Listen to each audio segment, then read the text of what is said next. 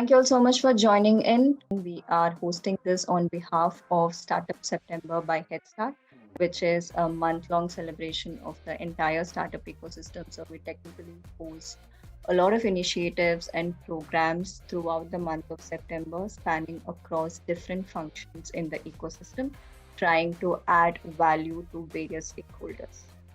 In the next 20 minutes, we have our hero fund of the day, that is seafund. We will be diving deeper into the thesis behind seafund and how they function and what do they exactly look for in a startup while they are investing. The entire objective of hosting this session is to help founders better understand how most funds work.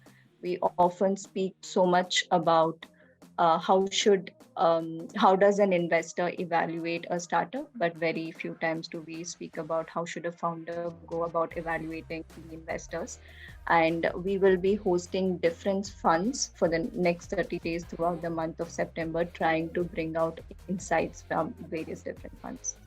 Today we have with us here today Mayuresh, who is the co-founder and managing partner at seafund Ventures. He comes with an experience of over a decade in the startup investment space. He has worked with startups across the globe and brings in a lot of knowledge, especially from the deep tech space. Thank you for joining us, Mayuresh. So, like I set the context, the idea is to help founders understand the thesis behind various funds. So, as we kickstart, why don't you spend the next few minutes probably trying to explain and elaborate on what are some of the sectors that you all focus on and what is the ticket size that you focus on? What stage of investment do you technically come into? Just take a few minutes to set the context, dive deeper into it.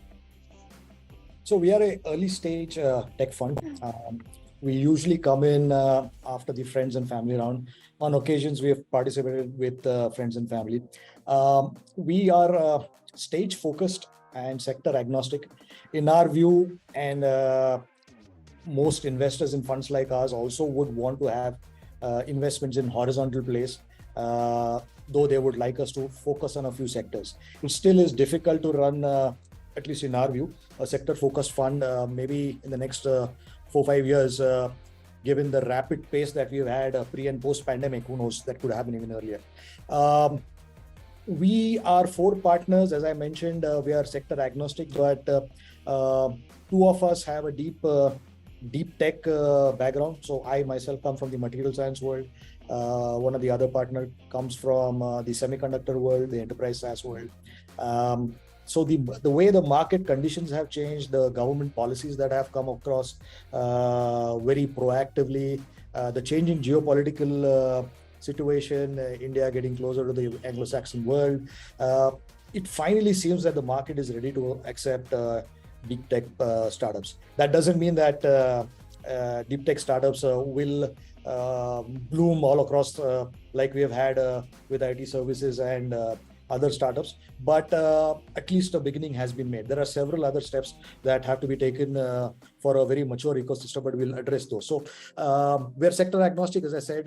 In India, most of GPs like us have either a fintech or an enterprise SaaS background. So obviously we have a skew towards that. We have a hardware manufacturing startup. We also have we've put down money in 4 EV startups. Not actually making EVs, but components of EV ecosystem that are required across the value chain. We are also doubling down on semiconductors, as I mentioned, deep tech startups as the way we understand it, and also climate tech. Mayuresh, very recently I was moderating a panel with you in Chandigarh, thanks to Mukesh, and very, very beautifully you articulated what exactly deep tech is, because there's always a lot of discussion around what exactly fits into deep tech and what not is deep tech. So I want to listen from you and I want the audience to hear it from you. What actually falls under deep tech when you say deep tech? So at least in our view, deep tech is hard science. Deep tech is moving away from the atom of bits, which we've been part of for the last 60, 70 years, moving into atoms, real world problems, quantum computing, electric vehicles, hydrogen ecosystem, superconductivity, space tech, everything and anything that requires foundational research. And on top of that, you can have a bunch of commercial activities that could be application research oriented. So for years, the US has been at the forefront of these activities.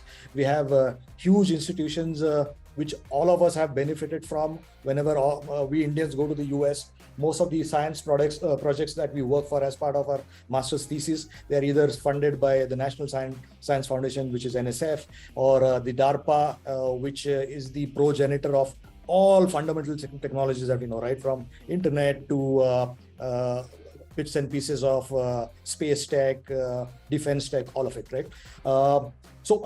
I wouldn't consider your typical SaaS startups, or I wouldn't consider even AI, because most of the LLMs have been already out there in the marketplace, right? I mean, all the basic research that had to be done has been done. It is largely application that is being built upon the foundational layers. Deep tech guys go in and build those foundational layers. You'll have somebody working in new age chemistry, right? We have these huge problems of rare earth materials. We have these huge problems of China having a huge headway in terms of battery technology, in terms of electric vehicles. Guys who are tweaking those, building India specific solutions and taking it forward. Please have no illusions about this. Deep tech are hard problems. As it is to conduct a business, you need 7-8 years. On top of that, to do a business in India, add on a factor for the difficulty of doing business, and then overlay it with these deep tech problems, right? So it usually takes, I mean, the harder the problem you're trying to solve, the longer is the time you're going to take. For you to bring out a physical product, I've seen cases where they've taken 4 years to move from the lab to a proof of concept. And then obviously post that is another set of milestones and journey that the founders are on, where from the proof of concept, they need to take it to a pilot plant, and then obviously look out for customers, and then obviously have a manufacturing facility. It's a big 10, 16-year journey. I understand. So it's established that deep tech has a longer gestation period compared to most other sectors. So as a deep tech focused fund, you might also want to invest in the follow-on rounds as well, because that probably makes more sense, because it takes that much time to actually build the product. So do you all actually invest in the subsequent rounds as well, or just early stage? Have there been cases where you have supported the founder from day one until now, and it also made a lot more sense for you to hold on to a larger stake, so you continued investing in that startup? So do you all actually focus on follow-on round also, and what are the exceptions if you do and if you don't?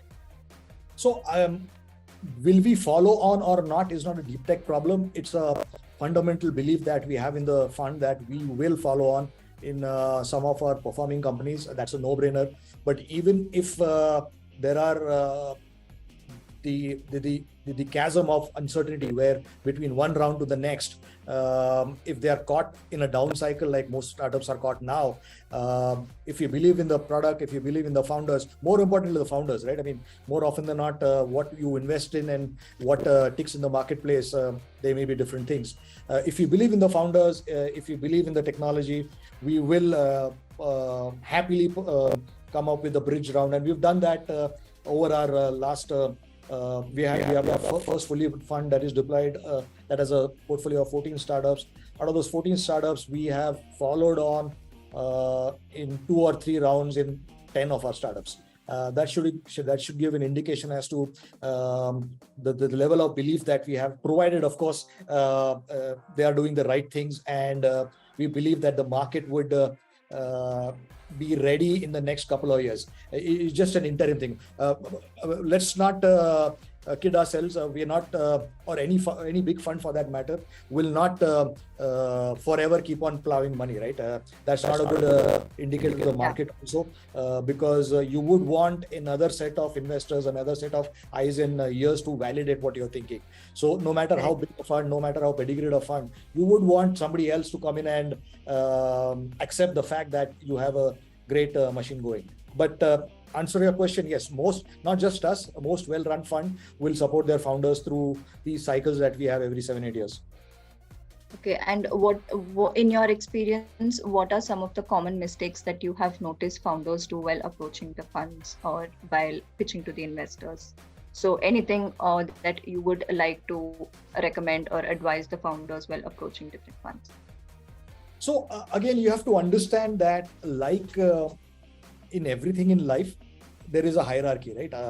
Whether man-made or otherwise. The way investors like us perceive founders who've returned a chunk of money, market cycles don't matter to them. If somebody's returned money to me, I'll happily write down $1 million, couple of million, depending on what my fund size, kind of a check. Market conditions don't matter to them. For the rest of us, everything matters, right? So you're better off trying to build out a product in a market, in a economic scenario where you have a tailwind. That is one important thing that founders have to bear in mind. That's not to say that you should go out and have a consultative approach and say, hey, what's hot, and go out and do that. It still is extremely critical that you go out and try a problem which you believe you understand better than somebody else, which you believe through running into a roadblock and your unique take on it, you are best placed to solve. But at the same time, take deep tech as an example, right? AI has been around forever. It started in the late 60s. People might be surprised, but most people know of this history. And then it got hot for a period of a while, and there was this, we heard of this funding winter, but there was a big AI winter. Yeah. It just went out of favor and flavor. And it finally took George Hinton somewhere in the late or mid 2014s, 15s. He came out with a seminal paper called causal algorithms, causal neural networks. And he's widely considered as the godfather of AI. And this guy comes and says that for all those years that I put in, that was the first time ever I came up with something that was meaningful. So if you were doing AI from the 60s to 2010, I mean, you are banging your head against a market that just would not fund you. But if you do that now, absolutely, I mean, there's money waiting on the sidelines. Similarly, take climate tech, right? There have been guys trying to invest in climate, clean tech, green tech, call it whatever you, since the early 2000s. And they just went nowhere. But now, I mean, people have realized the markets are ready, and you're better off doing something in this space than otherwise. The other thing I mentioned, the hierarchy. For us, normal rules apply, right? For the rest of us who are mere mortals, it matters where you worked, it matters where you've gone and studied, it matters what kind of work ex have you had, and it definitely matters given what time you are going out and asking for money, as to have you put in some money, if you're experienced, obviously through your own resources or through friends and family. If you're not part of that very elite class, very few investors will come in and put in money on just an idea. The rest of the things, I mean, with each passing day, our founders have gotten very savvy. We have enough and more programs, right from guys like you who've been at the grassroots level to the Shark Tanks of the world, where founders know what is required, founders know how to present themselves, founders know how to convey the best possible idea in the least possible amount of slides. I don't think they need education on that anymore. Are there any startups that I thought were not great, but we have regretted? Is that the question? Yeah.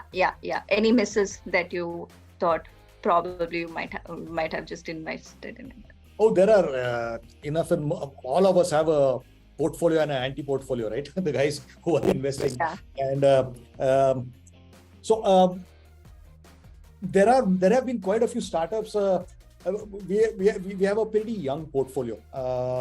Our average size of us being invested is about 32 months, right? So most of the ones that we saw or have been in the market are the upside is ahead of them. So probably I'll probably have sleepless nights. Those sleepless nights in this context are ahead of me. But there was one, I won't name the startup, but that came very early on in our fund journey.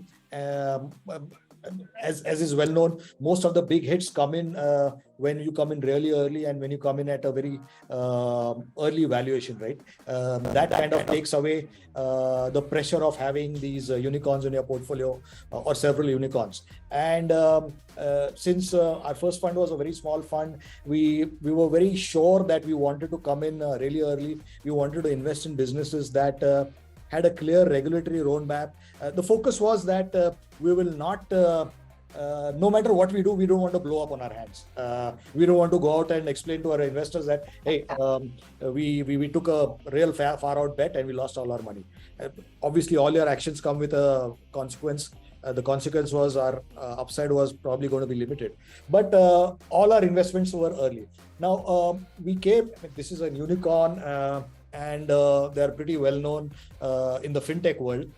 That opportunity came to us when they were raising I think a 70-80 mil round, and all our investments came in a sub 20 mil round, and that was an opportunity purely because of our relations with the founders and the lead fund that was investing. Now the question in front of was, moving from the sub 20 mil to 80 mil, is that a leap you want to take? And no one knew it's going to be a unicorn, right? I mean, they would do. But if he came in at 80 mil and we just had a exit at a 200 mil, we would have gotten beaten up by our investors saying, you had a particular thesis, you filed with SEBI with a particular rationale, and you went in and invested at 80 mil.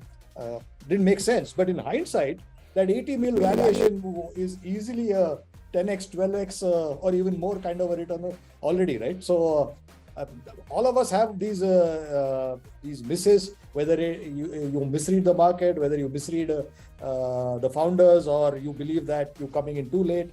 But I mean, that's something you learn to live with. Hindsight is 20/20, but humans are not blessed with that. Okay, I just want you to take a minute to give some advice out to the founders out there. Any red flags that they should watch out on before signing on an investor? Oh, it's absolutely crucial, right? Just like we would go out and make sure we have the right founders, ethics, doing the right thing, having the ability to back up whatever claims they make, they should absolutely do their due diligence with all investors.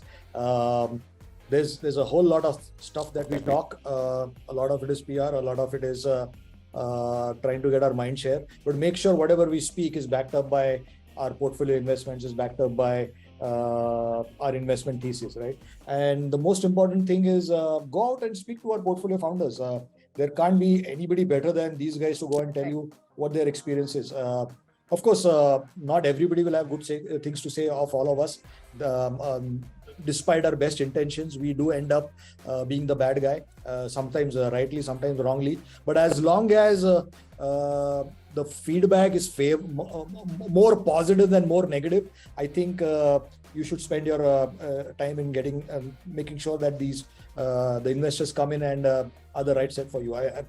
Additionally, at this earlier stage, we've all been through cycles, and India has become a pretty moving towards maturity in terms of the investment class, right? So if you are a founder with that pedigree that I mentioned, or even without it, if you have a great team and you're trying to solve a problem that everybody acknowledges there is no solution to, it's very easy for you to go and get a 4, 5, 6 crore check, right? There are enough and more HNIs, there are enough and more second generation manufacturing families, traders, businessmen, builders, what have you. But what is critical is, can these guys help you with the other things that you need this early stage? Build out a product, help you hire, help you get the next set of investors, help you get customers, help you expand across geographies. You should definitely pay attention to that. Secondly, also, I mean, what is the value at this point? What is the valuation is there are no metrics, right? Founders don't have, these are not mature companies where you can do a discounted flow DCF and come out with a fair valuation. That's right. Whatever you ask for and whatever the investor is willing to accept is probably the right valuation. But at no point get into a situation where you're exceeding a huge amount of equity to one single investor or a cohort of investors. You don't want to be in a position where the first check you end up shedding 20, 25, 30%. Most savvy investors will not put you in this situation, but there still are black sheep everywhere, right? So don't get into those situations. It doesn't work well because there are enough and more rounds that are left. And the last thing founders want is for them to be minority equity holders, and it just becomes a situation where you're working for a company rather than this is your own entity. Thank you so much, Mayuresh. It's always lovely to host you. You bring in so much insights into the session itself that a moderator's work becomes very easy. So thank you for taking the time and supporting us. Always a pleasure to be with you guys. You run a phenomenal organization, and my best wishes for this year-long schema of events that you have. Thank you so much. Bye-bye. Before I would like to just invite you all for HSX, which is happening on the 30th of September in Bangalore. This is Headstart's annual summit that we do every year, where the entire ecosystem comes together. You can expect events throughout the day. There'll be workshops happening, panel discussions, speaker sessions, startup showcases. So this is your best place to come and network and build your connections. If you haven't registered already, please do visit Headstart social media pages on event updates and register yourself before we run out on tickets. Thank you all so much for joining in.